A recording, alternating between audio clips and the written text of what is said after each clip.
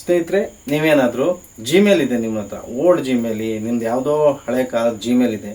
ಆ ಜಿಮೇಲನ್ನು ಹೆಸರು ನಿಮಗೆ ಇಷ್ಟ ಇಲ್ಲ, ಇವಾಗ ಹೊಸ ಟ್ರೆಂಡಿಂಗ್ ಬಂದಿದೆ, ಹೊಸ ಟ್ರೆಂಡಿಂಗು ಆ ಮೇಲ್ ಐ ಡಿ ಚೇಂಜ್ ಮಾಡೋ ಆಗಿಲ್ಲ, ಆಫೀಸಿಯಲ್ ಇದೆ.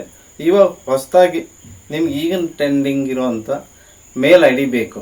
ಹಾಗಂತ ಹೊಸ ಮೇಲ್ ಐ ಡಿ ಮಾಡೋಕ್ಕಾಗಲ್ಲ. ಹಳೆ ಮೇಲ್ ಐ ಡಿನೇ ಹೊಸ ಟ್ರೆಂಡಿಂಗ್ನಲ್ಲಿ ಹೊಸ ಮೇಲ್ ಐ ಡಿ ನೇಮ್ನೊಂದಿಗೆ ಹೊಸದಾಗಿ ಚೇಂಜ್ ಮಾಡ್ಬೋದು. ಅದು ಯಾವ ರೀತಿ ಹೇಗೆ ಅಂತೇಳಿ ಇವತ್ತು ನಿಮಗೆ ಸಿಂಪಲ್ ಆಗಿ ನಾನು ತೋರಿಸ್ಕೊಡ್ತೀನಿ. ನೋಡೋಣ ಬನ್ನಿ.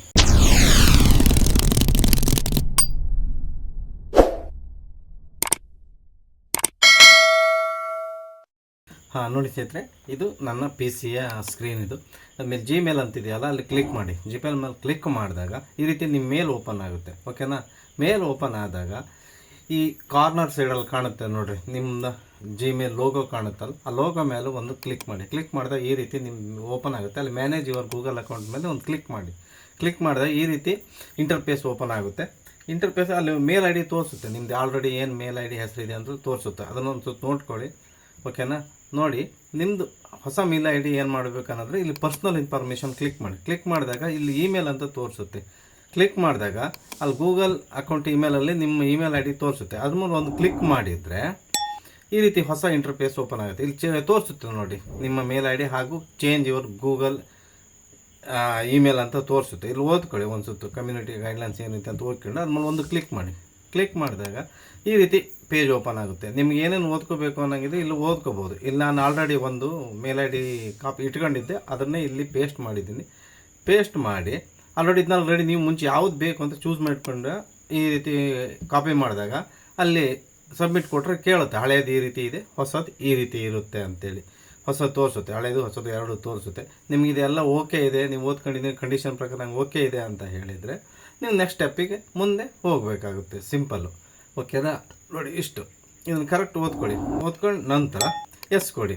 ಎಸ್ ಕೊಟ್ಟಾಗ ಈ ರೀತಿ ಇಂಟರ್ಫೇಸ್ ಓಪನ್ ಆಗುತ್ತೆ. ನೋಡಿ, ಈ ರೀತಿ ಹೊಸದು ಚೇಂಜ್ ಆಗಿದೆ, ನೀವು ಇನ್ನು ಇಷ್ಟು ದಿವಸದವರೆಗೆ ಚೇಂಜ್ ಮಾಡೋಕ್ಕಾಗಲ್ಲ ಅನ್ನೋದೆಲ್ಲ ಡೀಟೇಲ್ಸ್ ಬರುತ್ತೆ. ನಿಮಗೆ ಅಗ್ರಿಮೆಂಟ್ ಓಕೆ ಆದಮೇಲೆ ಸರಿ ಕೊಟ್ಟಿರ್ತೀರಿ. ಇವಾಗ ನಿಮ್ಮ ಮೇಲ್ ಐ ಡಿಯನ್ನು ಒಂದು ಸುತ್ತು ನೀವು ಏನು ಮಾಡಿ ರೀಪ್ರೆಸ್ ಮಾಡಿಕೊಡಿ. ಓಕೆನಾ? ರೀಪ್ರೆಸ್ ಮಾಡಿಕೊಂಡಾಗ ನಿಮ್ಮ ಮೇಲ್ ಭಾಗದಲ್ಲಿ ಬಂದು ತೋರಿಸುತ್ತೆ ನೋಡಿ. ಈಗ ನೋಡ್ತಾ ಇದ್ದೀರಲ್ಲ, ಇಲ್ಲಿ ತೋರಿಸುತ್ತೆ ನಿಮ್ಮದು ಮೇಲ್ ಐ ಡಿ ಚೇಂಜ್ ಆಗಿರ್ಬೋದು. ಓಕೆನಾ? ಈ ರೀತಿಯಾಗಿ ಈಸಿಯಲ್ಲಿ ನಿಮ್ಮದು ಮೇಲ್ ಐ ಡಿಯನ್ನು ಚೇಂಜ್ ಮಾಡ್ಬೋದು. ಫಸ್ಟ್ ನೀವು ಯಾವ ಮೇಲ್ ಐ ಡಿ ನಿಮಗೆ ಸೂಟ್ ಆಗುತ್ತೆ, ಬೇಕಾಗುತ್ತೆ ಅಂಥದ್ದು ಇದೆಯೋ ಇಲ್ಲ ಅಂತೇಳಿ ಮುಂಚೆ ಒಂದು ಸುತ್ತು ಹೊಸ ಮೇಲ್ ಐ ಡಿ ಕ್ರಿಯೇಟ್ ಮಾಡೋಲ್ಲಿ ಚೆಕ್ ಮಾಡಿ ಇಟ್ಕೊಂಡು ಆಮೇಲೆ ಈ ರೀತಿ ಮಾಡಿದರೆ ನಿಮಗೆ ಬೆಸ್ಟಾಗಿ ಆಗುತ್ತೆ. ಓಕೆನಾ?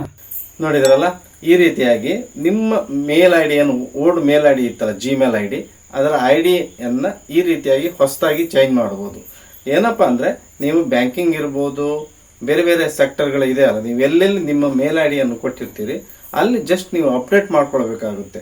ಅಂದರೆ ನೀವು ಹೊಸದಾಗಿ ಮಾಡೋಲ್ಲಿ ಆಲ್ರೆಡಿ ನೀವು ಹಳೆ ಮೇಲ್ ಐ ಡಿನ ಏನು ಇನ್ನೊಂದು ಕಡೆ ಎಲ್ಲ ಮುಂಚೆ ಎಲ್ಲ ಕೊಟ್ಟಿರ್ತೀರಲ್ಲ, ಅಲ್ಲಿ ಅವರು ಅದೇ ಮೇಲ್ ಐ ಡಿಗೆ ಮೇಲ್ ಮಾಡಿದ್ರು, ನಿಮಗೆ ಮೇಲ್ ಬಂದೇ ಬರುತ್ತೆ. ನೀವೇನು ಅಪ್ಡೇಟ್ ಮಾಡ್ತಾ ಹೋಗ್ಬೇಕು ನೆಕ್ಸ್ಟ್ ಟೈಮು. ಅಂದರೆ ಬೇರೆ ಬೇರೆದಕ್ಕೆ ನಿಮ್ಮ ಹೊಸ ಮೇಲ್ ಐ ಡಿಯನ್ನು ಚೇಂಜ್ ಮಾಡ್ತಾ ಹೋಗಬೇಕಾಗುತ್ತೆ. ಅದೊಂದು ನೆನಪಲ್ಲಿಟ್ಕೊಳ್ಳಿ. ಹಳೆ ಏನು ಮೇಲ್ ಐ ಡಿ ಇತ್ತಲ್ಲ ಅದನ್ನ ಡಿಲೀಟ್ ಮಾಡ್ಲಿಕ್ಕೆ ಹೋಗಬೇಡಿ, ಅದು ಇಟ್ಕೊಂಡಿರಿ, ಇರಲಿ, ಆಲ್ಟರ್ನೇಟಿವ್ ಆಗಿ ಇರಲಿ. ಹೊಸದು ಈಗ ಏನಾಗಿದೆ ಅದೇ ಮೇಲ್ ಐ ಡಿಗೆ ಅದರೊಂದಿಗೆ ಕನೆಕ್ಟ್ ಆಗಿ ಇದು ಇರುತ್ತೆ, ಬೇರೆ ವ್ಯತ್ಯಾಸ ಏನೂ ಇಲ್ಲ. ಈ ರೀತಿಯಾಗಿ ನೀವು ಹೊಸ ಮೇಲ್ ಐ ಡಿಯನ್ನು ಕ್ರಿಯೇಟ್ ಮಾಡೋ ಬದಲಿಗೆ ಓಲ್ಡ್ ಮೇಲ್ ಐ ಡಿನೇ ಹೊಸದಾಗಿ ಮಾಡಿದ್ದೀರಿ ಅನ್ಕೊತೀನಿ. ನಾನು ಈ ಒಂದು ಟಿಪ್ಸನ್ನು ಕೊಟ್ಟಿದ್ದು ನಿಮಗೆ ಇಷ್ಟ ಆಗಿದೆ ಅನ್ಕೊಂತೀನಿ. ನಾನು ನಿಮ್ಮ ಶ್ರೀಕಾಂತ್. ನಿಮಗೆಲ್ಲರಿಗೂ ಥ್ಯಾಂಕ್ ಯು, ಧನ್ಯವಾದಗಳು. Thank you so much.